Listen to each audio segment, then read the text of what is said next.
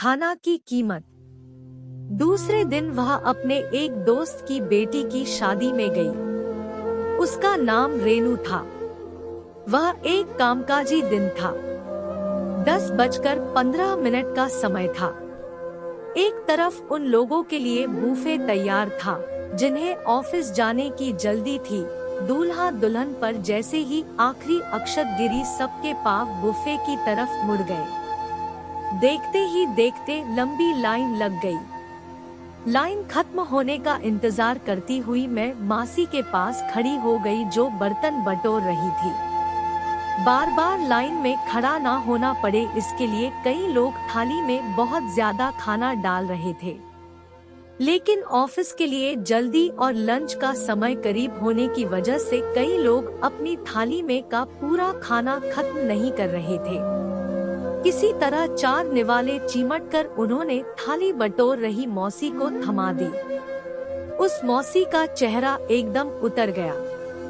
थाली इतनी भरी हुई होती थी कि मौसी उसे तुरंत कूड़ेदान में खाली नहीं करती थी, बल्कि थाली में रखे भोजन पर निराश दृष्टि से देखती, फिर कचरे के डिब्बे में खाली करती थी।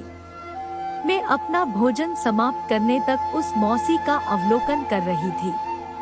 धीरे धीरे अपना खाना खत्म किया और अपनी थाली मौसी के हाथ में थमा दी। थाली पूरी तरह से खाली देखकर मासी के चेहरे पर संतोष झलक रहा था। मैंने मासी से पूछा, मैं पीछे से देख रही थी, डिश में रखा खाना कूड़ेदान में डालने में आपको काफी परेशान हुई होगी, क्या ऑफिस के कर्मचारी आपको पूरा खाना देते हैं? मासी उदास होकर बोली, मुझे मिल जाता है, लेकिन गांव में मेरे बच्चे भूखे हैं। दरअसल हम किसान हैं, लेकिन खेत में हमारा पेट नहीं भर पाता था, इसलिए हम शहर आ गए काम देखने के लिए। रहने के लिए अच्छी जगह कहीं नहीं मिलती थी, इसलिए बच्चों को गांव रखा है। उनके दादी और दादाजी रहते हैं उनके साथ।